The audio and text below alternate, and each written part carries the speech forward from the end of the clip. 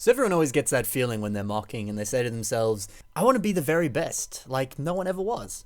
And it's my job to come along and find the mocks of the community and go, well, to catch them is my real test, and to train you guys is my very cause. This is the Pokemon themed Bionicle Inspiration Series episode. Today we're going to be reviewing a few Bionicle mocks that are Pokemon themed. I'm sure everyone on this YouTube channel here, or at least most of you, are good fans of Pokemon. It seems to just kind of come with being a fan of Lego as well. It's just everything nerdy and awesome. So let's take a look at some Pokemon themed mocks, have a little bit of a chat about what's so awesome about them and what we can learn from them as a result. So the first mock that we have today is by Daniel Brickson and is called Mewtwo. There's certainly a lot to love about this mock. It's got some really brilliant texture flow throughout it. There's not too many gaps. Everything just looks very much like the source material. It's a beautiful translation from what the Pokemon is into Bionicle. You know, we take a look at these legs here. They're just brilliantly shaped. It's great to see all of those CCBS pieces there, all the textures flowing one into another. And it really just kind of captures the shape very nicely, which is really cool to see. And I guess that's kind of the process of making a Bionicle Pokemon, is to just kind of take a look at some of the source material images of Pokemon and just kind of study it, and then, I don't know, look for specific pieces that, you know, maybe look a little bit more like Lego. Like, for example, we see the finger design that Mewtwo has here, using those minifigure heads. Mewtwo kind of has that sort of ball-shaped finger design, which, you know, it's ball-shaped. What Lego piece is ball-shaped? What minifigure heads are ball-shaped? And so you can kind of go from there. So I think that's kind of pretty straightforward and pretty simple, just to look at some source images and just kind of study them enough until you think, actually, you know what, I could do this, this, and that, and then suddenly there's your mock. Pretty cool. Also, the tail design on this mock is really fantastic. Just, obviously that's the color scheme of the actual Pokemon, but if you take it out of that context, the color blocking on this is really awesome, just having the tail be the one specific color. Well, of course, the eyes are that color as well, but that's pretty much it. Just the color blocking is done nicely. And then kind of just layering all those different system cones and cylinder pieces and sort of slowly getting them to be a little bit bigger and bigger using all these different other pieces there. It's just sort of some nice overall flow as the pieces sort of grow larger and larger until it sort of stems up and joins with the rest of the torso. It's just a very nice design. And I've actually seen Monarch do a very similar design to that, which obviously looks a little bit Mewtwo inspired.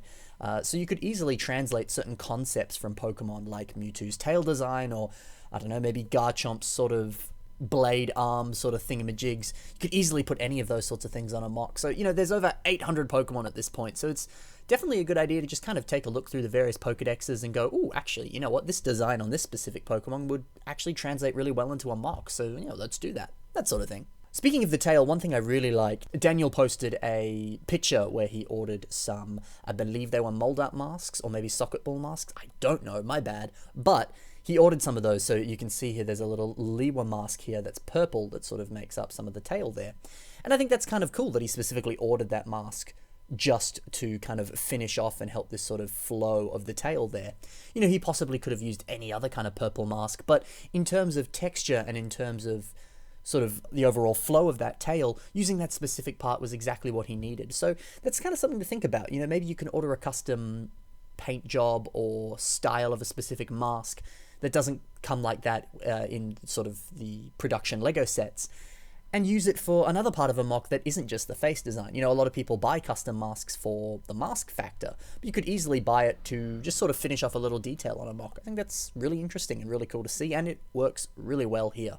Another fun little thing, of course, is this little Pokeball in the bottom here. I believe this is Mike Neve's design, and it's just a nice little addition that really kind of helps complement the photos. It's really cool. So awesome work. Let's move on to, we were just talking about Mike Neve's, let's talk about his mock, which is, of course, Charizard. Always a lot to love about this, but one thing I think is actually really cool is the wing design here, using some of these dragon boat sail wing pieces here to form the wings. And it's cool how he's kind of layered them. You know, there's the green on the inside or outside, depending on which way you're looking at it, and then on the back there's those red sail pieces, exact same sail piece, but just kind of layering them like that. It just works really well and matches how Charizard actually looks, and it's just kind of clever just to play around with cloths like that, and I've not really seen something like that before, and it's really, really clever and really cool to see. Something else that's really cool is repeating all of these different slicer feet to form kind of the neck and the back and then lead into the tail there. I imagine that's all sort of connected with sort of various flex tube pieces and things like that, and then as a result you're able to get this beautiful sort of S-curve shape there. And really, that's kind of seems to be forming the sort of base structure of the mock. It kind of seems like everything's kind of stemming out of that. So it's interesting that that's kind of what you can do. You can kind of start with one specific thing like that and then kind of just build off of it. And then you get a fantastic looking mock as a result. And plus too, I've said this before, but it's always a really interesting thing to note, is that you could easily just buy all of those different slicer feet in red on Bricklink in bulk. Bricklink.com, of course, if you don't know. It's a great place to buy Lego parts. Really cheap, really easy. And yeah, as a result, you're able to just, build a really brilliant sort of smooth flowing design, and you're not using, too much money because you're just buying bulk of one part. And depending on the Bricklink store that you go to, that can be pretty cheap and pretty easy. So yeah, there you go. Speaking of the tail, I really, really like the little fire design here. Funnily enough, it doesn't use any fire pieces, which is really unique and really interesting because obviously that is fire. And instead it just uses a bunch of these sort of claw pieces in different sizes. It uses a Snake Ninjago piece and some Exoforce arms and things like that, but it doesn't use any fire pieces. And yet it works really well and looks a lot like fire. I just think that's really interesting and really cool. It's always interesting to note that, maybe you think you need a specific piece to build a specific design, but in reality, you don't. He hasn't used any fire pieces here, and he's still made really effective, beautiful-looking fire.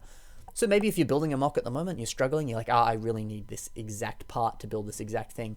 Maybe you can find a substitute, and we see that here on this mock. It's done very nicely and very well. Speaking of very nicely and very well, the smooth transition there. The belly design on this, kind of using a whole bunch of those different system slopes and different things like that, creates this really beautiful layered belly design like that, and this is something we've seen on a few of Mike's mocks before, but it works really well. And again, sort of more repeated designs. Some of these are sort of getting slightly bigger and smaller as the belly increases and decreases, but yeah, overall it's just a brilliant looking design, and just something to kind of think about and something to possibly try out on your own in future. It's really, really cool. And the final thing I'll talk about on this mock, the hand finger designs here, really, really cool to see how Mike has used, and again, something that Mike does a lot, using these minifigure helmet pieces here, kind of attaching them illegally there so that the claw kind of stems out of where the minifigure would look out of the helmet, and then kind of the base where that would fit into the minifigure head is where the claw actually comes out of. It's a really interesting way of attaching that piece. It looks really cool, and it looks really organic too. That sort of shape of that minifigure head there looks very realistic and very, organic. It's just a really, really solid design and works really well on this mock. It's definitely one of the sort of nicer points on this mock. Then again, there's a lot of really nice points on this mock, so there you go. So nice work, Mike. Let's move on to the next mock, which is by Lego 7 and is called Pikachu Mecca. So something that I love so much about this mock is it's super posable, it looks super cool, and it's kind of this really beautiful artistic interpretation of Pikachu. Obviously you don't need to specifically just build an actual Pokemon mock. You could very easily just take specific concepts from the Pokemon and then kind of change it up and add your own to it. In this instance here, he's taken the concept of Pikachu and sort of taken it more into a robot mecha sort of suit thing.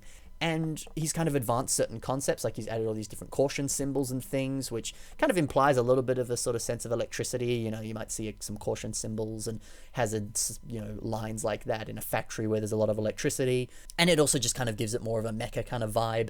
And also too, just kind of the way that everything's built, it just looks more mechanical and it just looks more unique. It's a really nice take on Pikachu, but it's also a really great way to adapt concepts from Pokemon and change it into something completely different. Of course, obviously, this mock doesn't have that much Bionicle in it. It's more sort of system heavy, but that's kind of besides the point. We can still learn a lot from this. And like we've talked about so far, just that concept of adapting a Pokemon and changing it up to be sort of more mechanical or robotic works really well. And we see that on this mock. It's done fantastically. Like I was saying, I really love all the posability on this. A lot of that seems to simply be achieved through just sort of repeating a whole bunch of different mixel joints here.